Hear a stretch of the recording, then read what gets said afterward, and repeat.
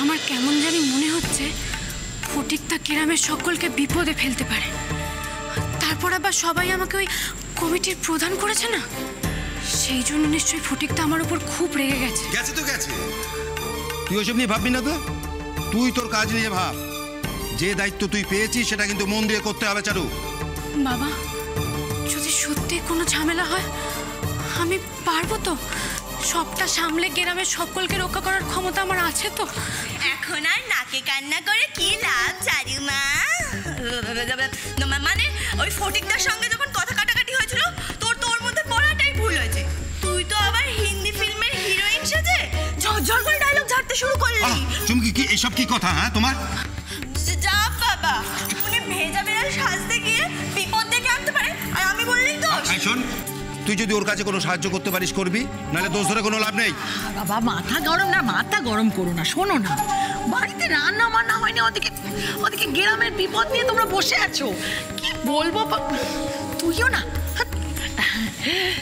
চারিমা চল রান্নাঘরে চল মা, আমরা একটু হাতে হাতে রান্নাটা সেরে নি।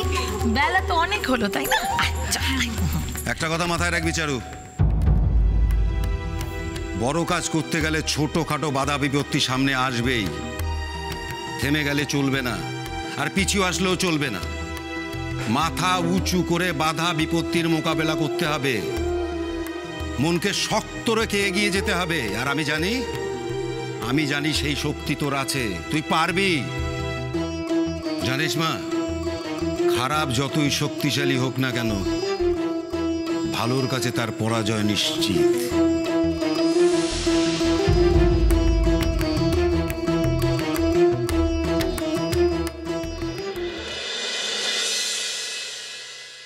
আচ্ছা, উনি কি রোজ দুধ নিয়ে আসেন? না দাদাবাবু, ওদের যে এজেন্ট আছে ফটিক, ওই দুধটা দিয়ে যায়। তো ওর সঙ্গে কি গ্রামের সব কি ঝামেলা হয়েছে, সেই জন্য ওই চারু বলে মেয়েটি দুধ দিতে এসেছিল। মিস্টার কুন্ডু, ওদিকে আসুন। কি ব্যাপার মিস্টার কুন্ডু, আপনি যে বলেছিলেন আপনার কন্ট্যাক্টের লোকেরা দুধ আনে? না মানে একদম বাজে কথা বলবেন না। তার মানে আপনি এর মধ্যে থেকে কমিশন খান, তাই তো? না না না না, একদম চুপ। আপনার এই মিথ্যে কথা বলে কমিশন খাওয়া আমি বার করছি।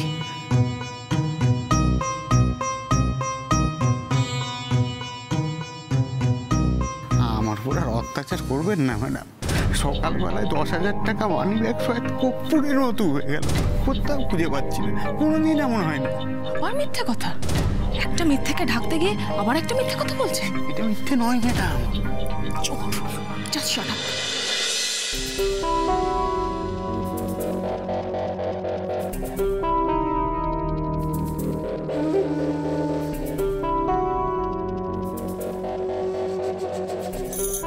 ও বাবা, কপালে থাকলে কি না হয়। কখনো স্বপ্নেও ভেবেছি যে আমার কপালে এত দামি জিনিস জুটবে।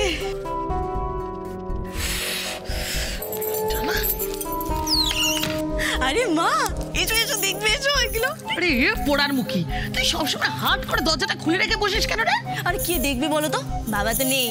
আর চারু, ও তো নিশ্চয়ই রান্না করছে। গোটা রান্নাঘরটা চারুর ঘরে চাপিয়ে চলে এসেছে। নাহলে খেটে খেটে একেবারে আধগানা হয়ে যাচ্ছিলাম রে।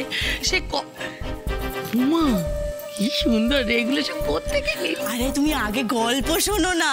আগে তুই আমায় বল না। ও মা, কত কিছু। আরে দূর ছাড়ো তো। মিসেস গুহ, নিজেদের মধ্যে কথা বলা শেষ হয়েছে? জানো তো জেম্মা, ওই দিদিটাকে না টাকার জন্য অনেকক্ষণ ওয়েট করতে হলো। কুন্ডু আঙ্কেল এসেই দিদিটাকে বকে দিল, তারপর বললো টাকা নিয়ে আসছে। সে কি, আপনি আবার মেয়েটাকে বকাবকি করতে গেলেন কেন? সিরিয়াসলি, আপনাদের কি কোনো কাণ্ডজ্ঞান নেই মিস্টার কুন্ডু? যে আমাদের এত বড় একটা উপকার করলো, তাকেই উল্টে আপনারা বকাবকি করেছেন। আসলে একবার এদিক যাচ্ছে ওদিক যাচ্ছে, ভেতরে ঢোকার চেষ্টা করছিল, তাই আর কি। এটা আপনি ঠিক করেননি। এত বছর ধরে ওই লাল ফুল আঁকা ক্যানের দুধই তো আমাদের বাড়িতে আসে। সেই দুধ আমাদের রাধা মাধবকে দেওয়া হয়। আর আজ মেয়েটা নিজে থেকে সেই ক্যান নিয়ে এলো, তখনই এত বড় ভুল হয়ে গেল। মেয়েটা বাড়ির বাইরে থেকে চলে গেল। ছি ছি ছি ছি, হে রাধা মাধব, মস্ত বড় ভুল হয়ে গেছে। আমাদের দোষ নিও না, আমাদের অজান্তেই এত বড় ভুল হয়েছে, আমাদের ক্ষমা করে দাও। কুণ্ডুবাবু বলেছে যে যদি আপনাদের মিষ্টি ভালো না লাগে তাহলেও দাম পাবে না। তা আমি বললাম, মা তুমি বাড়ির ভেতর যাও, গিয়ে বাবুদের মিষ্টি খাইয়ে টাকাটা নিয়ে নাও। এটাই তো ভালো হতো, তাই এলো না কেন? আসবে কি তখন এখানে যা চলছিল। তার মানে আমার সাথে ওরই ধাক্কা লেগেছিল। চারু বাড়িতে ঢুকতে যাচ্ছিল আর আমিও তখনই অজান্তে ওকে আমি বাধা দিয়ে ফেললাম।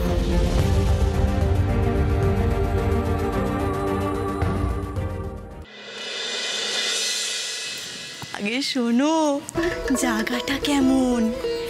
বড় বড় বাড়ি, বড় বড় গাড়ি, বড় বড় দোকান। আর কলকাতাটা জানো তো মা, একদম এক ঘর। আর জানো তো যে বাড়িটাতে গেছিলাম, ওরে বাবা কি বলবো, একদম রাজপ্রাসাদ। একদিক থেকে দেখতে শুরু করলে আরেক দিকে পৌঁছাতে পৌঁছাতে না সন্ধে হয়ে যাবে। হ্যাঁ গো মা, আমি না ঢুকে দেখেছিলাম। ও বাবা, কত জিনিস, আমার তো মাথা বনবন করে ঘুরছিল, কোনটা ছেড়ে কোনটা দেখবো। আর জানো তো মা, সব দামি দামি। ওই বাড়ির লোকজনের পোশাক, গয়না, জামা কাপড়, তুমি দেখলে তো না পাগল হয়ে যেতে। বলছি চুমকি, এগুলো তুই সব দেখেছিস, নিজের চোখে দেখেছিস? হ্যাঁ গো মা, তোমার মেয়েকে তো জানোই, পুরো বাড়ির ভেতরে ঢুকে সব ছানবিন করে নিয়েছি। জানো তো, ওখান থেকে আসতেই ইচ্ছে করছিল না এই গন্ডক গ্রামে। আচ্ছা আমাকে বল, এই এত সব সাজার জিনিস, এই এত কিছু তুই পেলি কোত্থেকে রে? কোত্থেকে আবার? কলকাতা থেকে। ওখানে তো বড় বড় বাজার। টাকা? এগুলো কিনা টাকা কোত্থেকে পেলি?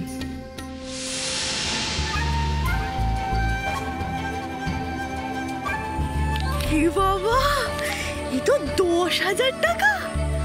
কুন্ডুর পকেটে এত টাকা থাকে? এই হ্যাঁ, ওর টাকা কোত্থেকে এলো? আরে ওই টাকাটা তো, ওইসব জেনে তোমার কি লাভ বলো তো? এই জিনিসগুলো তো হাতে চলে এসছে। আরে তুমি দেখো, তুমি কোনটা নেবে, দেখো দেখো দেখো। আরে নাও নাও না, দেখো দেখো দেখো না। আমি নেবো? হ্যাঁ নাও না।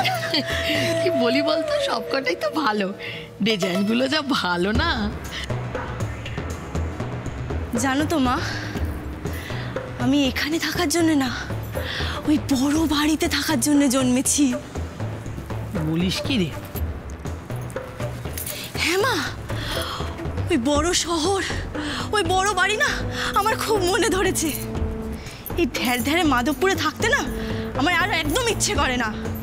তোমার ওই চারু মা, গরু আর গোবর, এছাড়া তো আর জীবনে কিচ্ছু নেই। পাগলি একটা, এমন করে বলছিস যেন মনে হচ্ছে ওই বাড়িতে গিয়ে উঠবি তুই। হ্যাঁ মা, আমি ওই মল্লিক বাড়িতে গিয়েই উঠবো।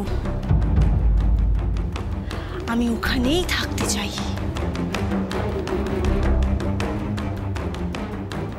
এই চুমকি, এই এই তোর কি মাথাটা খারাপ হয়ে গেছে নাকি? তুই কি আজে বাজে কথা বলছিস, সেটা কখনো সম্ভব? সম্ভব মা, সম্ভব।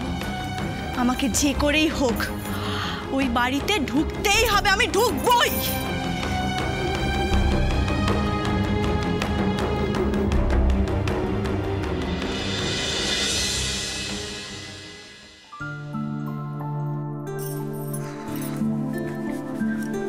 বাবা তুমি এখানে? বাবা বলছি শোনো না, আর একটু অপেক্ষা করো, আমার ভাত হয়ে গেলেই আমি তোমায় দিয়ে দিচ্ছি। আচ্ছা চারু, হ্যাঁ শোন শোন শোন, কিছু বলবে? এই রে, এই বুড়োটাও তো আছে দেখছি। এই থাকলে তো চারুর কাছ থেকে শহরের বাবুর কেসটা জানা যাবে না। কি করি? তুই যে শহরে গেলি, শহর কেমন লাগলো সেটা তো কিছু বললি না। শহরটা সেরকম ভাবে দেখতে পেলাম কোথায়, ওই ভ্যানে যেতে যেতে যেটুকু দেখেছি। তবে আমি মল্লিক বাড়ি দেখেছি বাবা। তুমি জানো কত বড় বাড়ি, আর চারদিকে কত লোক কাজ করছিল। তাই? হ্যাঁ গো বাবা। বাবা, তোমাকে তো একটা কথা বলাই হয়নি। কোন কথা? আমি যে ওই শহরে দুধ দিতে গেছিলাম না, ওই বাড়িটা কার জানো? কার? ওই শহরের বাবুর বাড়ি, যাকে আমি মন্দিরের সামনে না বুঝে অপমান করে ফেলেছিলাম। ওখানে তুই ওনার দেখা পেলি? ক্ষমা চেয়ে নিয়েছিস?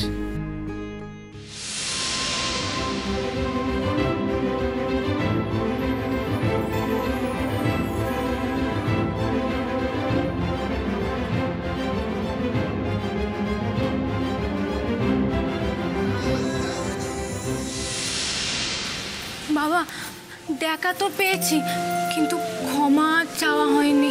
কি জানো তো বাবা, হ্যাঁ, হঠাৎ করে এরকম দেখা হয়ে যাবে আমি না একদম বুঝতে পারিনি, কেমন যেন থমকে গেছিলাম। আচ্ছা, ওই শহরের বাবু তার মানে মল্লিক বাড়ির ছেলে? চিন্তা নেই মা, রাধা মাধবের কৃপায় যখন দেখা হয়েছে, একদিন উনি ক্ষমা চাইবার সুযোগ তোকে করে দেবেন, দেখিস। কোনো চিন্তা করিস না। ক্ষমা চাওয়াচ্ছি তোর, দেখ না এবার কি করি। লুটেন দাকে খবরটা দিয়ে তোর কানাইয়ের কি হাল করি আমি। ঠিক বলেছো বাবা, মাধব চাইলে সব সম্ভব।